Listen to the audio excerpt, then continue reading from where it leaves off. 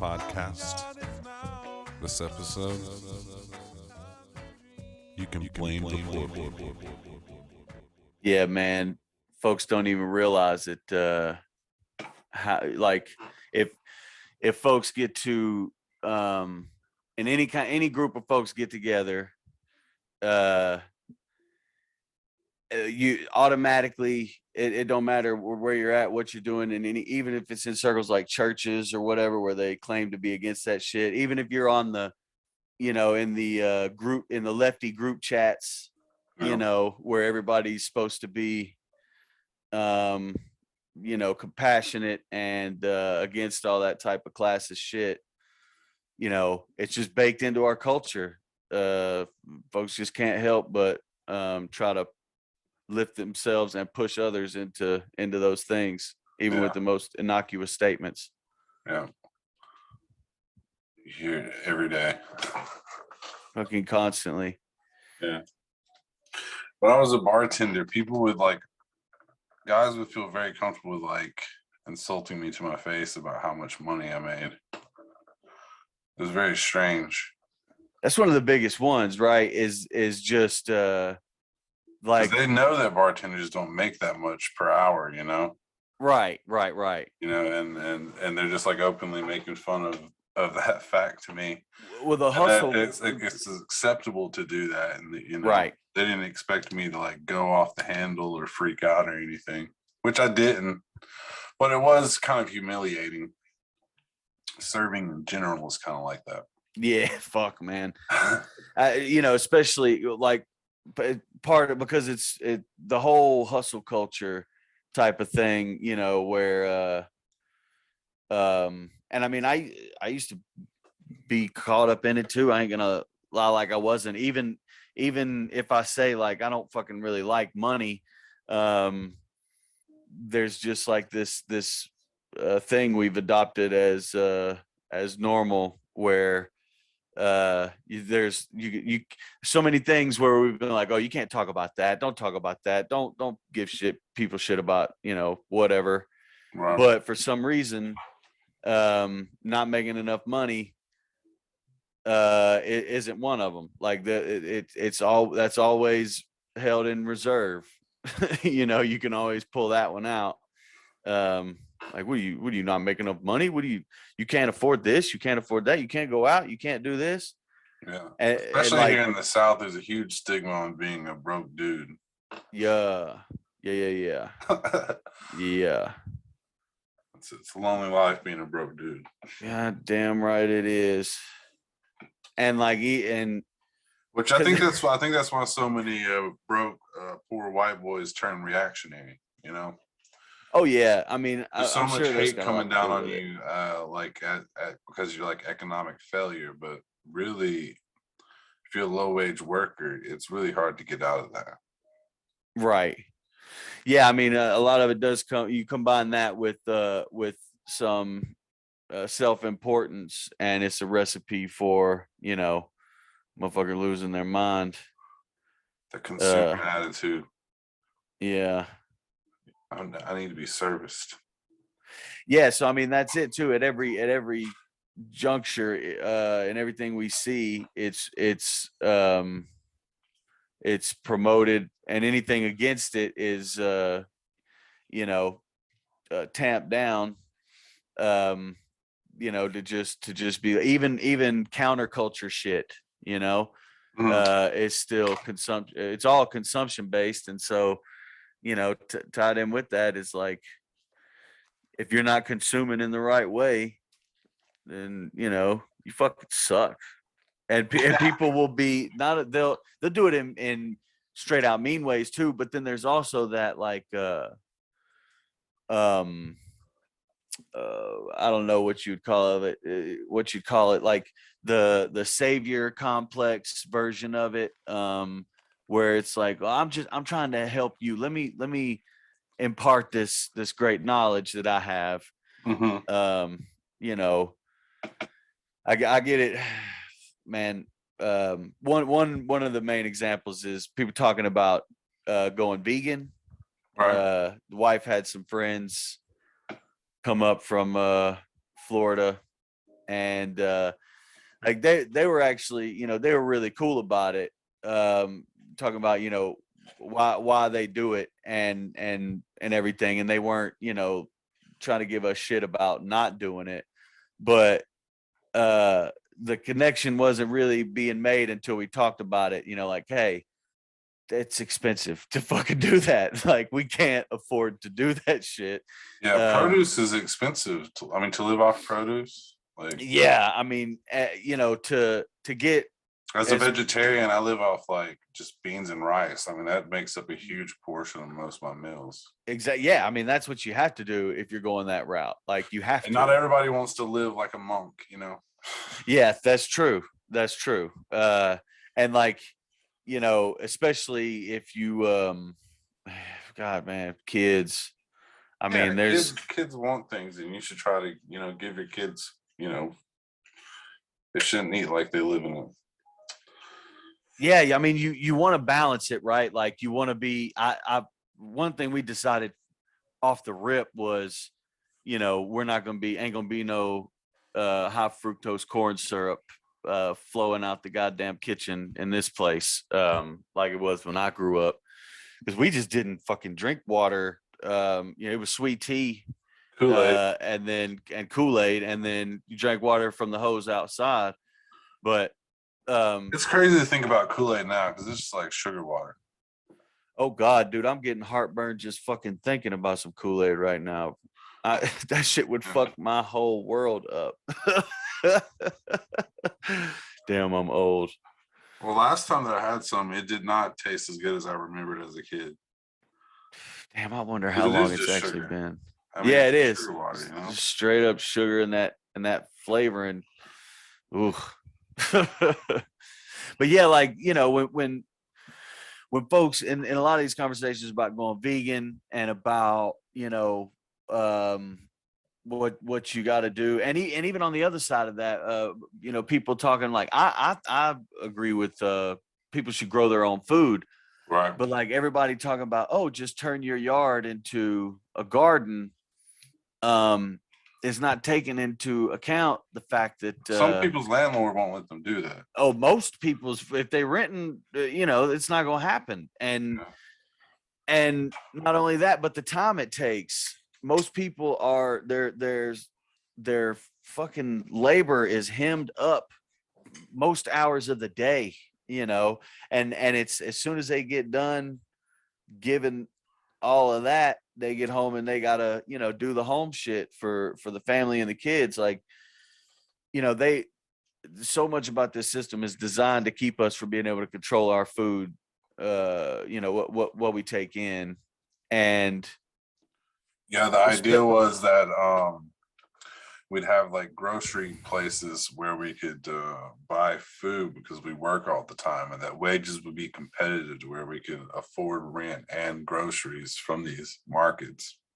and they could be, you know, That's not the case. Wages are reliably not sourced, yeah, and sustainably sourced, you know, I mean, the preserved food revolution, you know, kind of thing that happened after World War II, and how all the food market changed and big ag took over. Like, all that shit has just done that's done fucked that whole system into a cocked hat. There ain't no, you know, there ain't no fixing that. I don't think it's a goddamn slop trough. That's what it is. And a lot of us are forced to just go stick our fucking heads in it because, you know, that's what we got to do. And I mean, Yeah. shit, you get, then you want to turn around and give me shit because, you know, I eat deer and rabbit, you know, whenever I get a chance to, like real actual food that was actually, that can provide me with real, you know how people get, like, you like to get your own food, fishing, you know, killing a turkey every once in a while, and you got some, you know, limo lib type talking about, oh god, you know, you can't do that, that's bad, we've got to change, like we got to change factory farming, that's what we got to change, and and I hate to tell people, but you know, them, you think they ask all the little bunny rabbits and shit to leave before they go through and harvest all the beans and shit? Like, Yeah. nah, you know, it's we you know that's one of those arguments that only certain kind of folks can have. The rest of us do the best we fucking can, you know, and that's Yeah, all we can do. I've been vegetarian for 16 years, and Hell yeah. I just I always consider class, part of it. Like how much money do you have to buy food, and like how convenient is it? How much do you work? Right. Where do you live? Yeah. Type of shit. It's hard for me to advocate for any kind of dietary style when everything is so like just fucking destabilized as far as exactly like people's individual positions economically. Exactly. I mean, and hell, even You even just though sound I like a do fucking idiot when when people talking real hard line shit about that. yeah, absolutely. And I mean, a lot of what I'm eating anyway is rice and beans and shit, because meat is still super fucking expensive, and it ain't worth a goddamn the shit that you get most of the time. So like, yeah, like we're all in the same boat, and it blows my mind how militant people get about some shit like this, and how, and even the people that are like coming from from the savior perspective, or like they feel like they're helping, like, oh, you've got to eat healthier, you've got to do this. It's like, motherfucker, I've got what little time I've got to get food, get it prepared, make sure my kids got food in the middle of all the shit we got to do. Yeah. I'm lucky just to get it on the goddamn table. You know what I mean? Yeah. Like, it's the way those conversations go, and you don't want to be, it makes you mad, but you don't want to be an outright dick. Sometimes you do, but you don't want to be an outright dick to somebody who comes from a genuine place. They can't see how privileged that place is, I'm never rude about it, but I always try to remind people how like something's classist or something. Yeah. It is like this one huge blind spot in people's their conversational awareness. I don't know what you'd call it. Yeah. People just say classist shit all the time. Like you were saying earlier, you can tell a lot about a man by the shoes he wears. Yeah. Old girl said that to me one time. Like, well, did he just get off work? Because he could have like shit on his shoes, and I mean, you know what I'm saying? Yeah, if it was in that context, specifically, we're talking all about the like, men you meet not work for a living. Yeah, it was like, how nice, how much money they spend on their shoes. That was the context, and the name brand, because that was what we're talking about, and that's one of my biggest things that just, it drives me crazy. The vanity, it sticks right in my craw. I can't fucking stand it. And when you add that that classist shit to the vanity shit, oh god, yeah. Yeah, because that's another part of it. That's another way, folks. I think there's a lot of that veiled classist shit in the whole fashion. Because, okay, so there for a while it became cool. No, you have to find cheap shit that looks cool, looks like it was vintage or whatever, and it's cool to wear cheap clothes. But now, no, what's cool is to wear really expensive clothes that look like they're cheap clothes. It's like, god damn it, man. Yeah, when I was in high school, I had some housing issues. I was homeless towards the end of high school, and my mom had left my stepdad, and we were like sleeping at the hospital waiting room, and just it was really sketchy for a while, sleeping situation. But anyway, I didn't have clothes, so I went to Unclaimed Baggage that we have in Scottsboro. Have you ever heard of that place before? Yep. Oh yeah. And yeah, I started buying just like really cheap, shitty suits because they were like dirt cheap there. Yeah. They just buy baggage from planes that are left over. Yeah. And they just put them out, and you get really dirt cheap suits. And then for some reason it became really popular to do that, but it was like I was just doing it because I was poor. Right. Yeah. Like there's always been that A weird weird hipster dynamic. thing that happened, you know. Yeah. Well, it goes back a long time, right? Because every hero in It's like, isn't it cool when you look like a fucking out of date dickhead? well, they want that Sure. like appearance of the struggle, right? I mean, it goes back all the way back to like the for the classic novels, the stories of heroes is always like an orphan kid. Sometimes it'll be a rich kid, but he has to lose everything, first. And like there's always this of these folks doing this classist thing. Part of that is appearing as though you are one of the regulars, but secretly there's something special about you. You're actually better than them. And like they like the intrigue of maybe the excitement of being able to dabble in the world of the pores, and knowing that anytime they want to, they can step back out of it.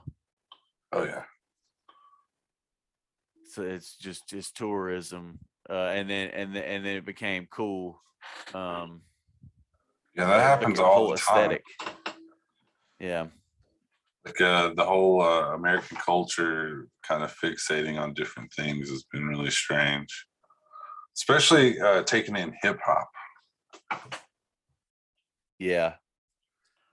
American culture's relationship to hip hop. Yeah, that is a weird thing. Poverty porn. Right. And they do a weird. That's another weird. Middle weird class thing white people, like getting stuff with Gucci Mane. yeah. And like, you see it all the time, especially here in the South. Some of the worst kids to fuck with, at least back whenever we were, on that side of the law, was those upper middle class kids who had just enough money, to make moves and have a fancy car and have like the appearance of all that shit. And they would spend money just to get themselves in the dope game, just to put their name in it, because of the shit they've been listening to. Yeah. and but it was also, a lot of the popular stuff, I should say, because there's always been underground anti-capitalist fucking great goddamn rappers, but the real popular stuff that would really get play would always be that poverty porn right next to this big overblown consumption kind of thing. It's a weird dynamic. Yeah. It's fucked a lot of folks' heads up. Yeah, and kicks in that death drive. Yeah. Death drive to consume, fill up the hole of desire. Everything more, bigger, louder, shinier, heavier.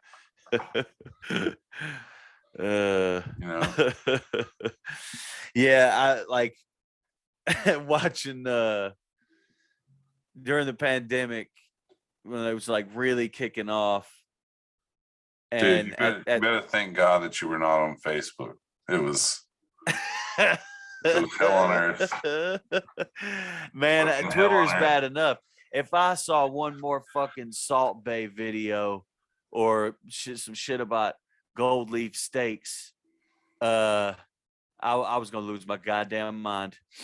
It just, people were crazy on Facebook, man. I was, I do these comics called New Lexicon Comics. That's like political comics, and I've been posting them for probably about a year before that. and no one had ever messaged me. No one had ever said anything weird to me. And whenever the pandemic kicked off and everybody got really political all of a sudden, I just started getting crazy messages from conservatives, like threatening to kill me and like saying I deserve to be shot or something, you know? Yeah, the conservatives get wild on the Facebook. Get real Yeah, brave. it was weird. It was like Get everyone real had like brave. a weird psychosis moment for a few months. Like, well, I used to make fun of dudes. It was like right at the beginning of the summer 2020, Yeah. Well, I mean, and it goes back like June to July. Trump times really set the conservatives wild on Facebook. I used to make fun of dudes all the time. They finally figured it out, you know. They felt like this. Yeah, hit a saturation point.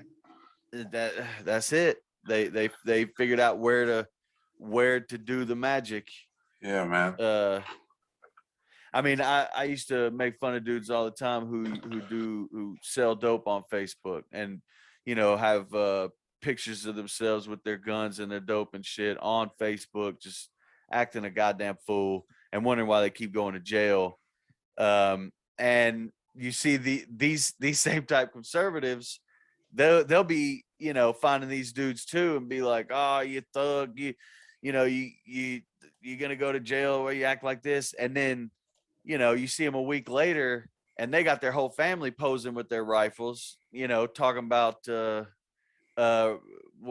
whatever, Kennedy's still alive and fucking you know, like it's just as fun. It's wild on Facebook. It's a goddamn pure magical thinking, man. It's amazing.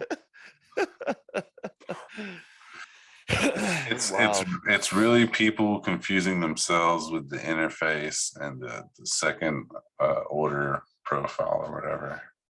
They can't tell the difference. They're sticking their head in the machine. They're saying goodbye body, goodbye meat suit. I'm transcending. I'm becoming. Yeah, I mean, and there's an area, there's a bubble, a circle for them to do that in, you know, somewhere in the big huge Facebook world. There's a place where they can, you know, find other folks to validate that and do that sort of thing. And I mean, you know, that's cool. They're fearless, man. Well, sometimes it's hard. I mean, sometimes harmless is fine, whatever, you know, a lot of times, it's none of my goddamn business, but when it's, it can very easily become my business, you know, when it's radicalizing my goddamn granny, you know, or like my wife telling me about the shit, her family and her friends and shit like that.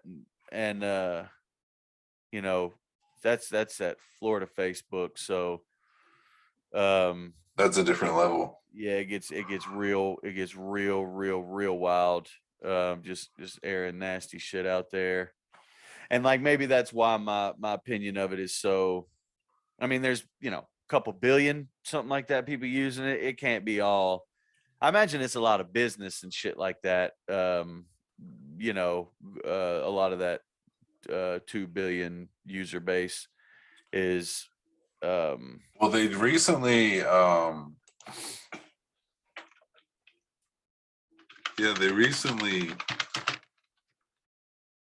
got in trouble for lying about their user base. Oh yeah, I remember you saying something about that before. Yeah, like it was inflated with some non-active accounts or whatever. Yeah. And like, dude, so this is so wild to me. Like, I'm weird about death anyway. Came around the same time that they announced the Meta thing, and the Meta made their shares drop, and then also this information came out.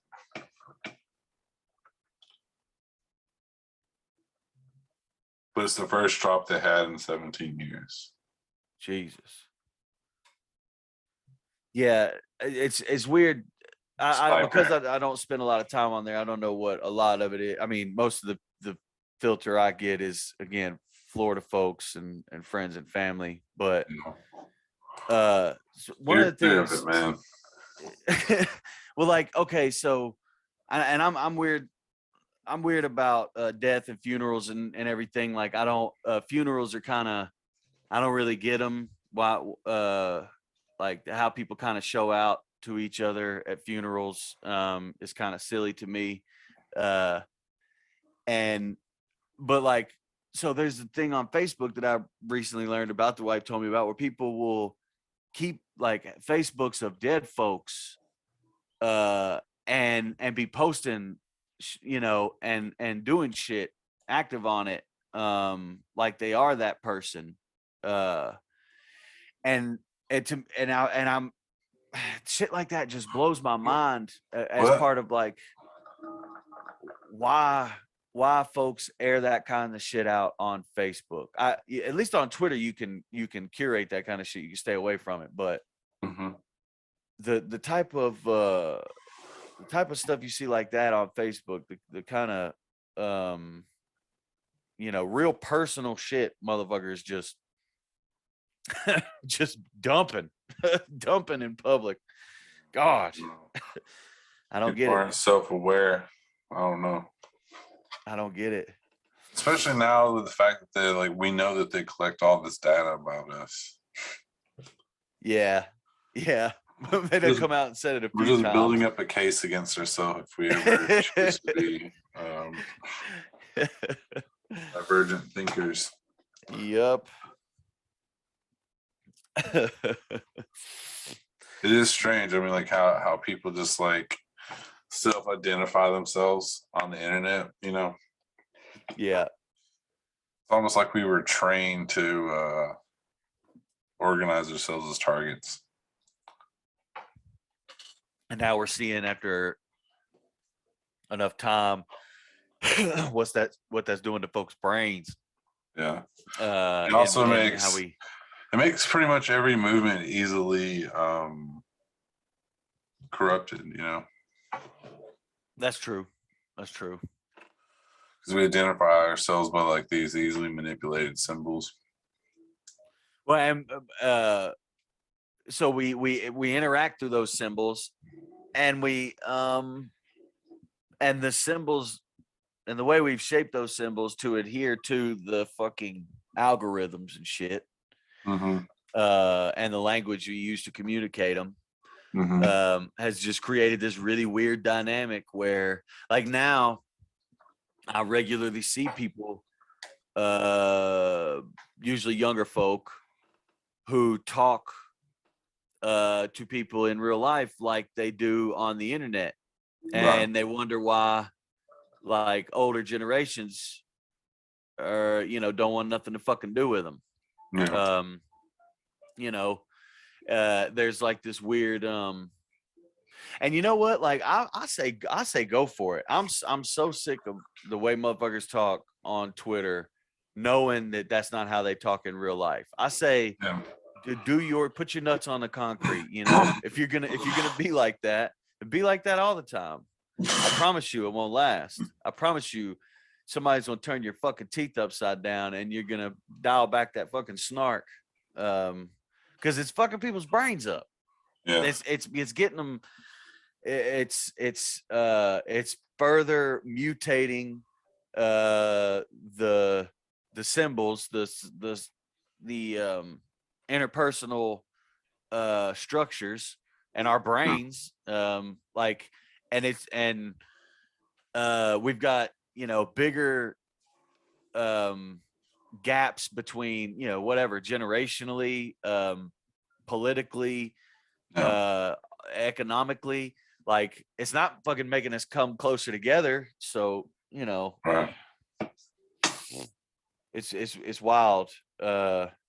If it was Well, some yeah, kind of way.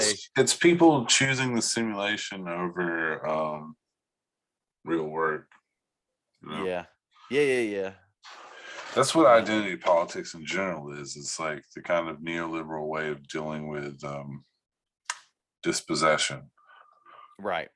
As that, look, you get to have your own modality of consumer, like your own This is your consumer politics. You get to Your choose consumer what profile. and Yeah. profile and self-identify and keep just furthering down and whittling down your identity to every modality of your identity and every action that you take. And guess what? The market will respond. Yeah, and it'll always come up with something else just when you And get eventually bored. the spectacle will fetishize your identity, and that will be your consolation of complete dispossession of your future. uh But it's cool though, because you get to be on the screen for a second. Yeah, and in the meantime, all you got to do is find somebody less than you and figure out ways to make yourself feel better by knowing that you are or by keeping them in their place, or Right. be it passive aggressively. That's why everyone's pretty comfortable with being classist.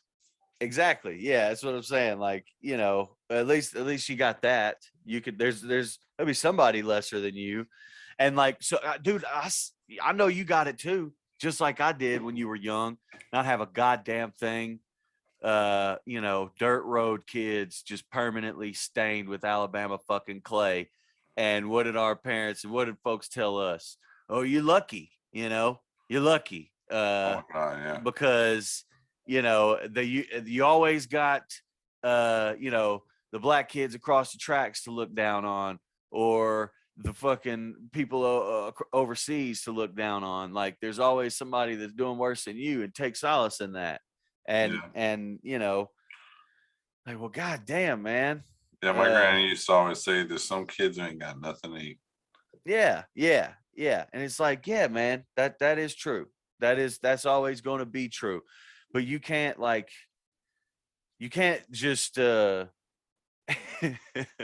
just go around life being like, oh well, at least I'm not on fire, like I got 2 legs, I got 2 arms. That's pretty neat. Although so I guess I'll just stop complaining. Maybe every once in a while that you are able-bodied, For sure. Yeah, I mean, being thankful and like, but this idea that like not making any waves because the system's fine, just at least you're not a poor African kid. Like, that's what they bank on. They bank on that shit. And they push it into our heads so fucking much, especially in places like we grew up in. The line cook says, "Man, at least I'm not the dishwasher."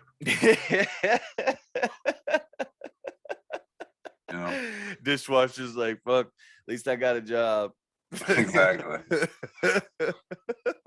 A lot of times with my coworkers, it was like, at least I'm out of jail.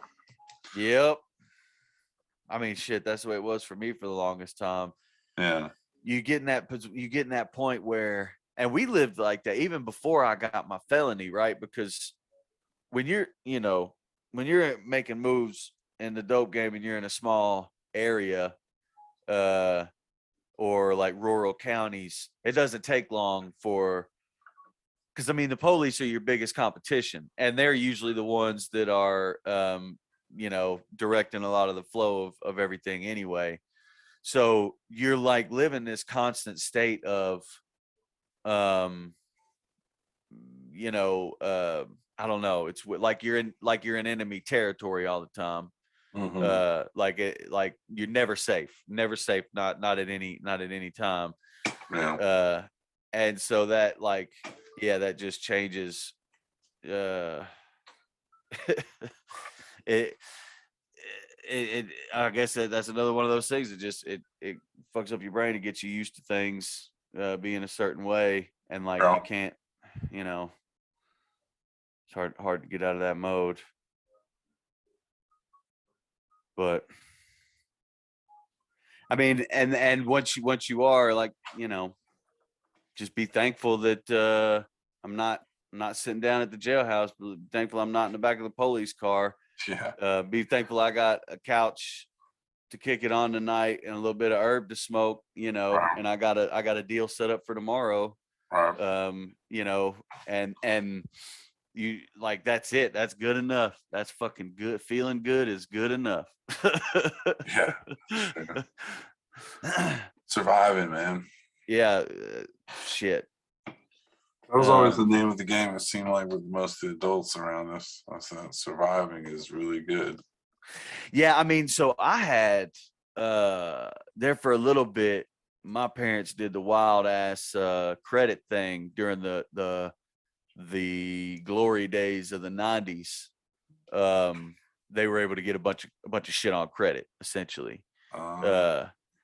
And It would, yeah, we would get stuff for a little while and then it would get taken back. right, yeah, so that's what happened. Yeah, but like in the meantime, they got to do they got to do the whole, you know, fake like fake like they're on the come up, and they, you know, going out to eat at the buffet all the fucking time and that sort of thing. But yeah, that it didn't last long. And you know, wasn't too much longer after that. I was gone. So, but yeah, I remember there was some of the last generation did get, they got some of them good credit days in the 90s. They got to live it up a little bit. They were the last ones to get to before everything went completely to fucking shit. Although, I mean, some would say things are fine now. Who knows? Yeah, you're right. Crazy. Again, there's always those people up higher than us, looking down on us like, stop complaining. Everything's fine. Yeah, we're fine. Look, when I feel fine, I'm pretty certain everything's fine. You didn't hear? Joe Biden had a State of the Union. He's totally going to stop Putin from raising gas prices. Everything is fine. You're going to be fine. Yeah, he said no more Russian oil. So I didn't like really look into whatever the move that so I did see that they called it, what did he say, the Putin price hike or something. He's going to stop the Putin price hike on gas by releasing a bunch of our own reserves or something. Man, I'm already like, there's so much. He said he's targeting the main artery of Russia's economy. We're banning all imports of Russian oil, gas, and energy. That means Russian oil will no longer be acceptable at U.S. ports, and the American people will deal another powerful blow to Putin's war machine. We are demons, man. Oh my God. And I'm not saying that, you know, Russia doesn't deserve something to happen to him, but if you hurt Russia's economy, you're hurting the Russian people. And the Russian people don't actually want what's happening to happen. Nope, they're in the streets protesting right now. Right. They're a lot more than we are. Yeah. It's so fucking gross how we talk about that shit. And again, it goes back to that classist thing. And what's fucked up is that the oligarchs of both economies still are going to deal with one another no matter what the fuck they say. Oh God, dude, they are spit roasting the same bitches right now and hotel parties right fucking now. I guarantee you, them motherfuckers, you know, they yeah, ain't nobody gonna convince me that they're not you know, completely, that they don't got this thing set up steps ahead where they're gonna make sure that the people that have been making money are gonna keep making money one way or another. You know, the right palms are gonna get greased. You can guarantee that every fucking time. It's just the way. I mean, like the reason a lot of them are kind of like pushing real hard for this shit is because a lot of them are kind of betting on the economy to go, the machine to go burr in some places. Like, you know, Marjorie Taylor Greene bought up to 15K of Lockheed Martin stock the day before she tweeted, "War and rumors of war is incredibly profitable." It's cartoonishly evil. Jesus.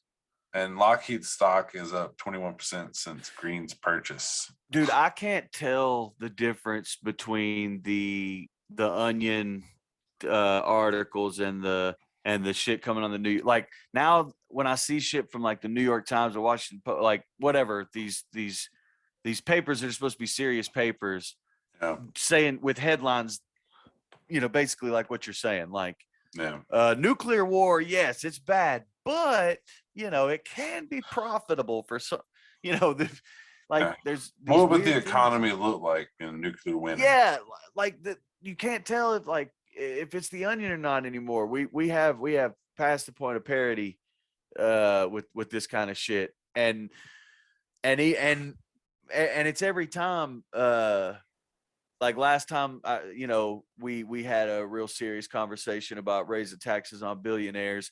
These news agencies thought, okay, here's what we should do. We will bring on billionaires to sit here and scold people and pout. And that's what'll change people's minds. Like, what the fuck are they thinking? Like, you know, they genuinely, I don't know. Honestly, I can't even put myself in the headspace of how you present yourself like that to those of us who fucking feed you, you know, because these people there's no bigger bloodsucker, bottom feeder, or more just complete bore tits motherfuckers, useless than these billionaire types. They don't make any fucking thing. They don't produce. They don't actually make anything with their fucking hands.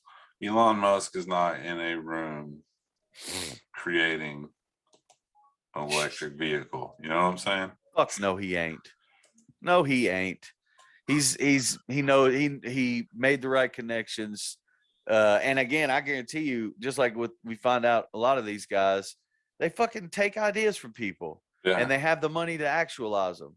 You know, that's what it is. That's what a lot of it is. And then they sued the shit out of the creators so that way they get their names put on creating. And then they stack some cash, they make some investments, and then they just, you know, use that money to make more. They go on PR runs where they, you know, like this is the Elon's a genius run. Yep. And it's like, is Elon Musk a genius? Is Elon Musk a genius? Christ. Oh, genius Elon Musk. Genius, you know, just like every fucking outlet just says the same thing. Now you got a million dudes on Twitter who will straight go to war for that dude. You know? Like, just sitting in their parents' basement, scrolling Twitter, just can't wait. Yeah, can't wait to go to war for Elon. Oh, he's gonna take us to Mars one day. And you know, that like I'm gonna ride Elon Musk to Mars. That's what it is. They go ride his fucking dick rocket ship and just go live on Mars with fucking with sex robots or whatever them dudes do. It's funny to me. It's just fuck, man. Damn.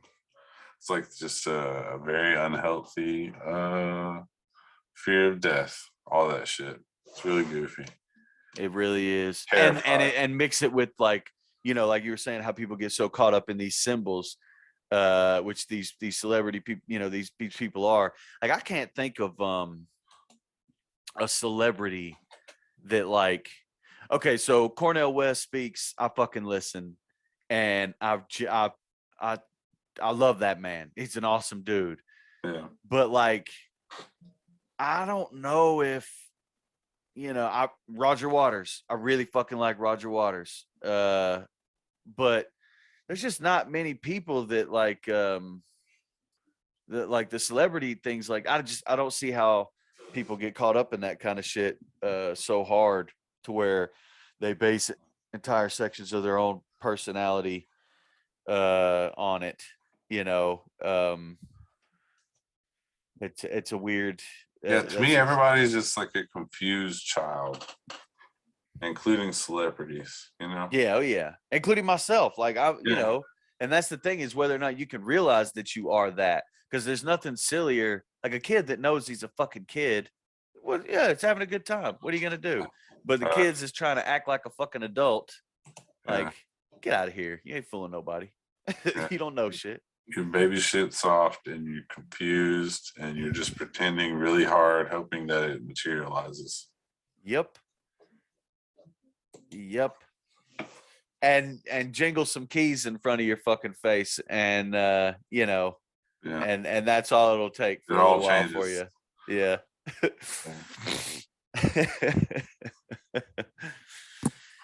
You know, most people, what they don't realize is it's not that they can't find what they're searching for, is that they're searching for something to do instead of dealing with that fear, that deep fear.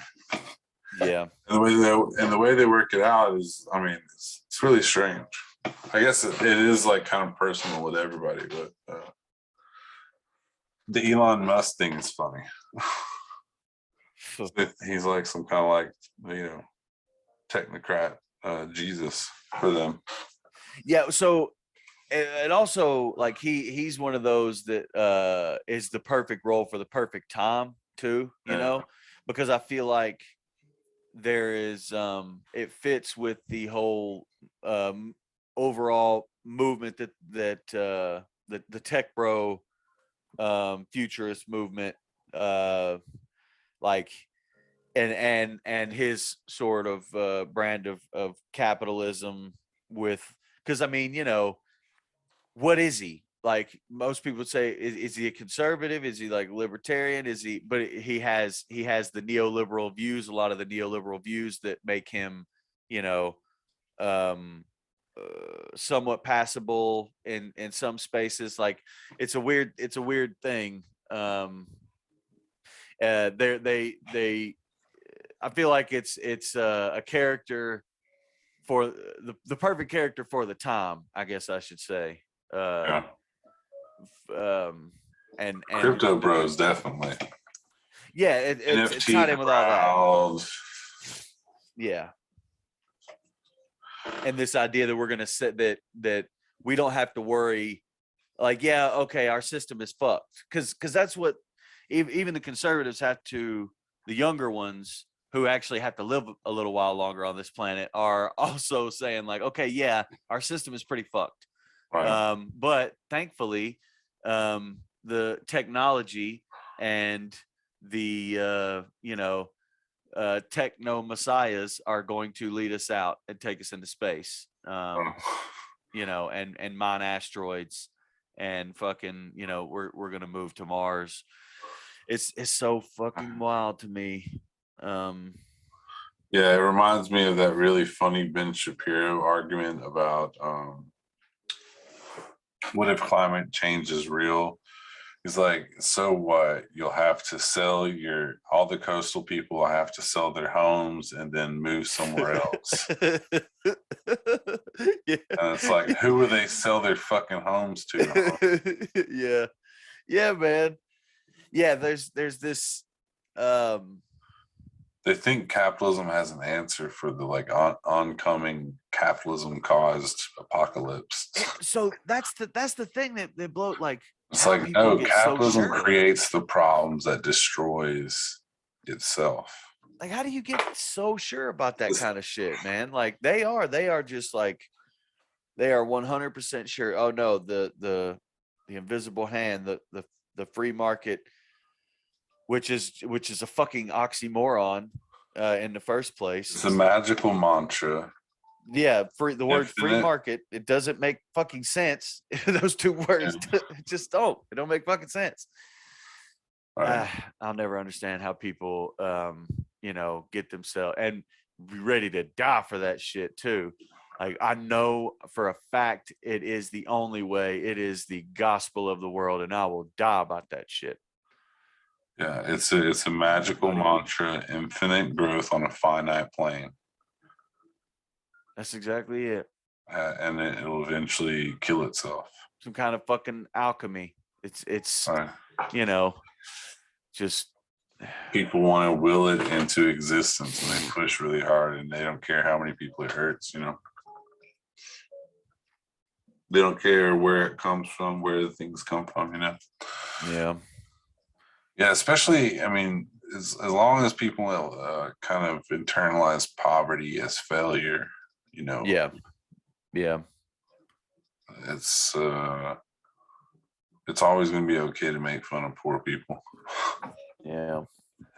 Yeah, and it'll always make the, plenty of the Easy target. yeah, it'll always make the others feel the betters feel better, or a way to, no matter how far you are down, shit, if you get to the very bottom, fuck, go kick a stray dog, I guess. I don't know. Like Right. yeah, that's what they expect. Yeah, there's like it's just like the dishwasher paradigm where like if you ask someone who makes more than a dishwasher to go wash the dishes, they're like, hell no. They're like, why? I don't get paid enough to do that. And he's like, well, he gets paid half what you get paid. It's like, Yep. why is that okay? And you know that it's absurd to ask people to go do that, Yep. Yep. It's because it's okay for some people to do more labor than others for, less returns. I mean, in a lot of places, they'll be straight up about it too. I don't know. It's I'm sure it's like this everywhere, but here in the South, just about any kitchen you go to, it's like, why do they have to why do they have to clean the floors and do the dishes and do the shitty shifts and, filter the fryers and clean and do all that shit? And it's in the bathrooms. Yeah. And it's because 9 times out of 10, they are the felon, or they are they're from South America somewhere or whatever. Like that's just Guatemala, whatever. Just some kind of other. I did dishes at Hooters because because it didn't really affect my pay a whole lot. I wasn't never gonna be able to be a manager because I'm a felon, and it didn't really affect my pay that much. And that's where I got to spend the most time talking to the girls. They bringing plates back, and everybody up on the line is all pissed off, right? And the girls are all yelling at them. So I stayed back and did dishes, because it was because everybody left me alone except for the girls coming back there to drop them off. But yeah, like I was the felon, so I was gonna be doing dishes either way. It did suck because that's where all the girls, they go back there to fart. Man, that shit was rough, dude. Poor dishwashers back there. The girls don't want to be farting out there on the floor around their customers, so they come back there to the dish pit, be ripping them off. And because I'm the felon, me and this and it was a dude worked with us, Jesus. This is the baddest motherfucker I've ever seen in the kitchen, hands down. Work 4 positions and still keep all the dishes clean, while a football game is going on. Just an amazing, just fucking amazing. Like what it's like when you see somebody who could work a kitchen like that. You see them go into that mode. There's definitely some people who have like an entirely different gear in the kitchen. Yeah, and being able to keep up with all of it and the timing of all it, dude, that is some serious labor. It's extremely skilled. Extremely skilled. When it came to like really good cooks in the kitchen, when I worked in the kitchen, there's 2 different types. There's like these middle-class white kids who went off to culinary school. They want to be chefs, but they need experience, so like working saute or some shit. Yep. And then there were like poor people who just like had worked a shit ton of jobs in the kitchen, and especially immigrants. Yep. They're just like fucking, they just worked 5 times faster than everybody else. Yep. Yeah. Every now and then you get those dudes. What happened with me is like, and the thing was the poor people and the immigrants or whatever always worked way better than the middle-class dudes who wanted to be chefs. Oh yeah. Hands down every time. They'll either come from other jobs where they had middle-class white dudes just usually had a really good, they were better at coming up with menus. Because they've been trained for that type of shit. Right. The better cooks and the better workers was like poor people. And you let them fucking tickets start piling up, right? And tempers start getting flaring, and that middle class white kid is going to lose his shit and go cry in the cooler, whereas me and Jesus just busted out. Yeah. All right, exactly. Yeah, man. That's that dude Jesus run the whole fucking place. Should have been running the restaurant. You know what I mean? Yeah. But just because of who he was, and they didn't appreciate him. So now he's somewhere else. And like that's what you may get lucky and find a place that appreciates it. I know there's a couple of restaurants around here that like were really advertising to the back of the house community all over town that they were paying like starting out at $15 an hour, and this was a few years ago. I don't know if they actually survived the pandemic because their food was expensive. You can't afford to go eat there. I'm gonna be honest with you. I don't know of very many restaurants that are ran ethically, as far as just labor laws and what they pay people, and nobody gets a fair wage. No, I've never worked in one that is ran ethically. Never. I've worked in one that's close. Actually, I mean, the Hooters I worked in there for a little while had a nice setup and had a good manager who knew what he was doing, and everybody was having a good time. But wasn't nobody making no money. So I mean, the girls were making pretty good money, but they had to put up with that fucked up shit to make that money. Though they put up with some real fucked up shit. Since I quit working in restaurants, I stopped eating at restaurants. Yeah. Because they just burned me out. Like, just there was so many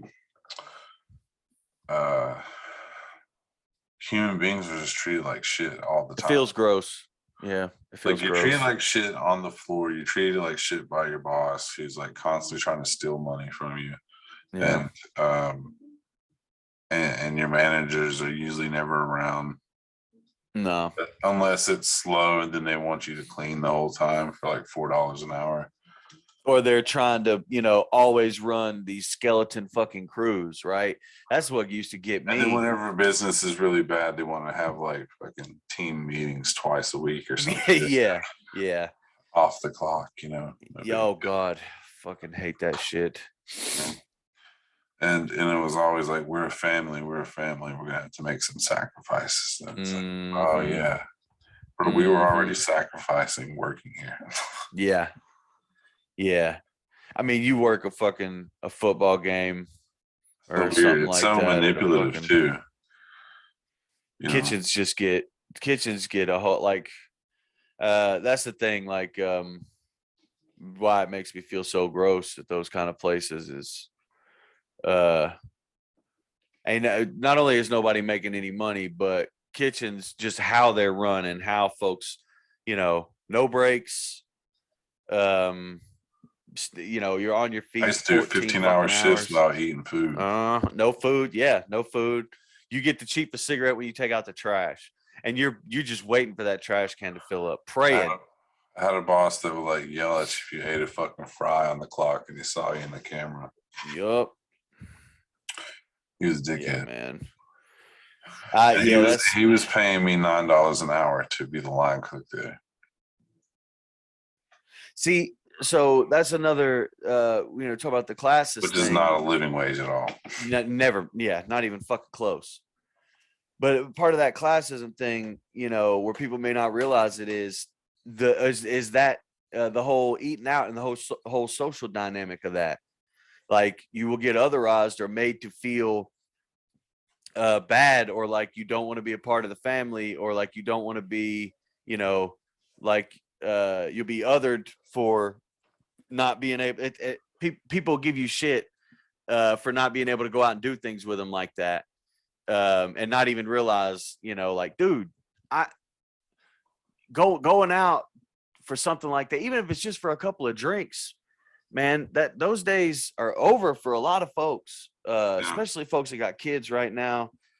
Like, I get to do shit very rarely, and it's only when one of my friends is being extremely fucking generous, usually, and we all kick in together on something, or I got to go see a comedy show the other night because you know, my homie loves me. But that's the only, you know, folks will try to make you feel like you're doing your family wrong, doing your kids wrong by not engaging in that consumption. Right. And they'll try to drive wedges in your family over that shit. You know, it's a fucked up thing. And people don't even realize they're doing. Again, it comes from a place of like, oh, we're just looking out for you. We need you to do, you know, we want you to do better.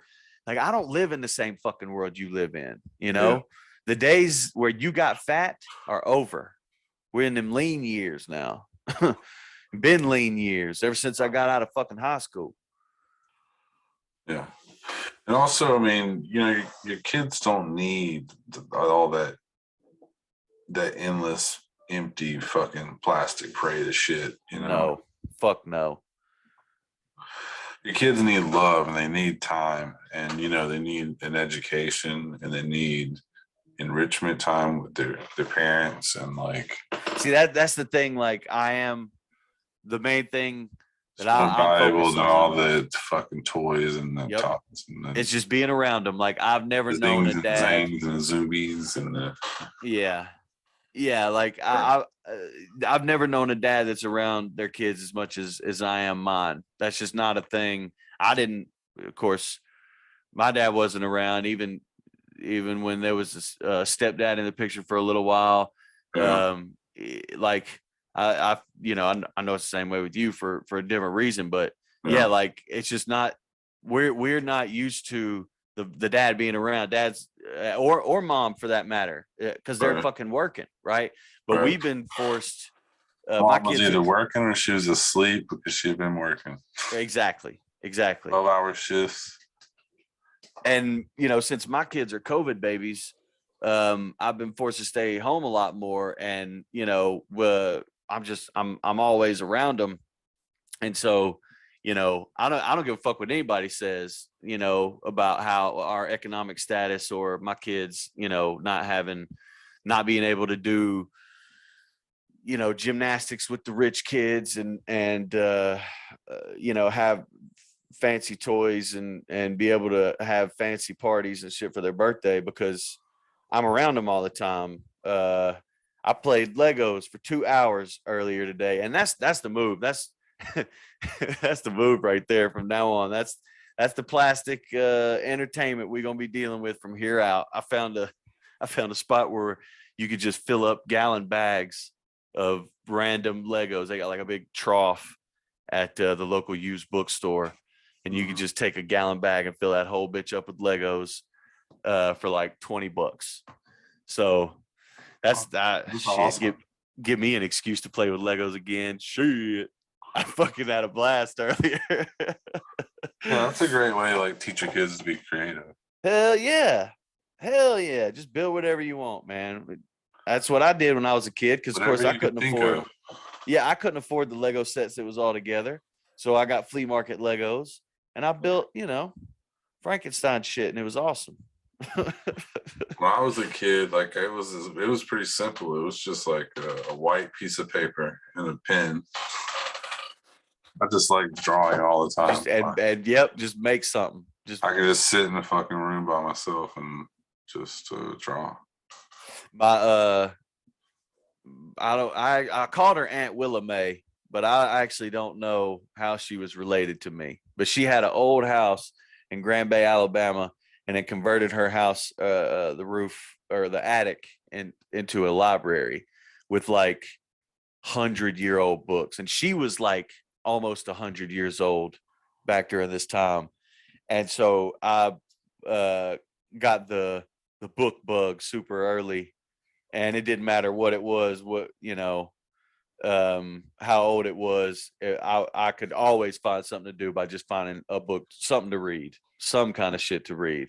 I mean, I was getting out of Christianity, and I would still just I would read the Bible or some other, you know, biblical text or whatever. Like I was always, you know, entertain myself doing that. Yeah. Yeah, when I was a kid, my granny had my father's visitation rights because he's in prison. And so I would go up to my granny's house and there weren't any other kids around a lot of times. So my granny would buy me a book or a comic from Food Land Yeah. every Friday. So Hell yeah. yeah. And I remember them I always had a days. sketch pad. So I would draw Spawn comics and draw Mad Magazine comics. Yep. I remember them days. That was I used to try, I would try my damnedest to draw, but Yeah. when you get those one, there was always it wasn't the crazy consumption like it is now. It would be like, oh, this is the day that I could go and I could take this $5. It's taken me 2 Yeah. weeks to save up. Yeah, I really looked forward to every month getting a new Mad magazine. Yeah. Yeah. It was like, I don't know, it was some of the wildest art that I'd ever seen. And that's the reason I've always kind of been more lean towards cartoon stylish art because it's more like a proletariat art, Yeah. you know? Yeah. I know what you mean. It's something, it's easily, it just communicates so well. Like Right. It's just relatable, the super caricature relatable. comic version of humanoid expression. Yeah.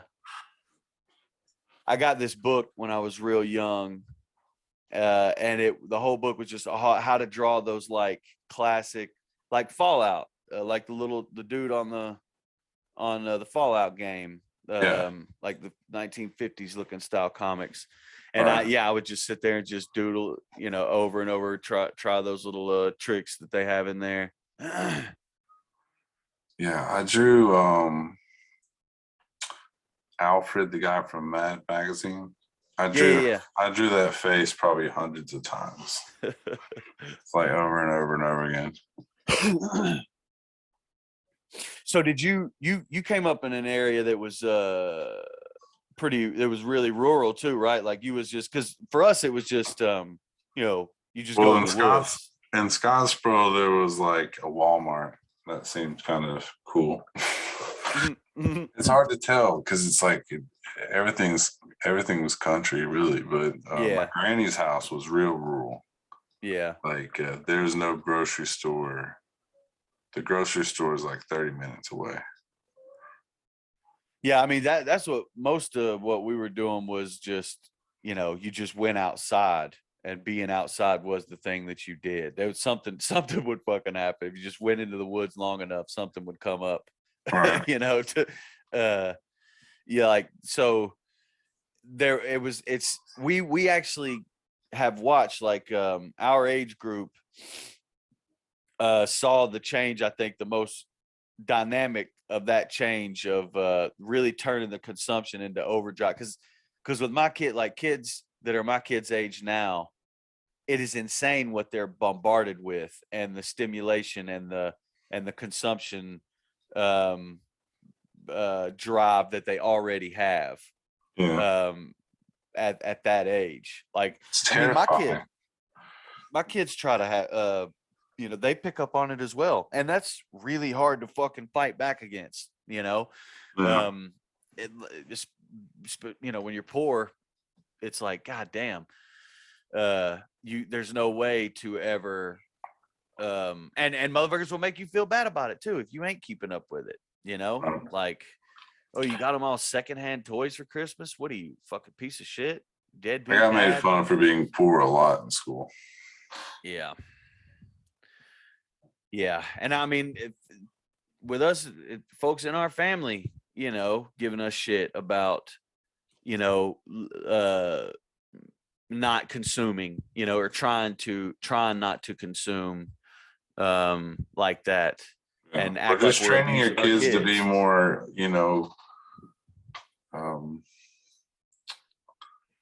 because at some point, like if you know that you can't afford stuff, it's impossible to measure yourself by like other people's consumption patterns. Yeah. You know, Yeah. It's like, it's just strange that we're not, we all know that certain people are in certain classes, but we're supposed to pretend that we're not. Yeah. And it's only harmful to ourselves, and it's harmful to our kids, Yep. to not make them aware of, like, we have different expectations. Yeah. This is the reality of the situation. It fucking is what it is. You gotta learn to be happy with owning your body and owning your time.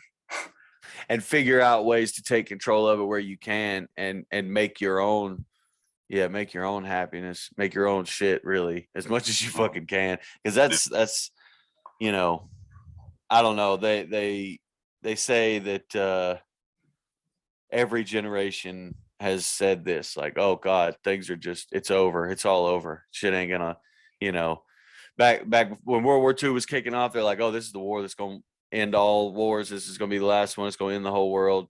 Yeah. Every generation thinks that, but you can. Every generation hopes for that. Yeah. They hope that it ends with them. But I mean, you can look at, these crises events and the overall interconnectedness. That's probably not a word, but the way the world is connected, and how big the powers have gotten to where they literally are like there is no more like we know now that the CIA literally is controlling a lot of the fucking governments around the world. Like, this isn't conspiracy theory stuff anymore. This is, we know how big and how powerful these systems we've created are, and how out of control they are. Right.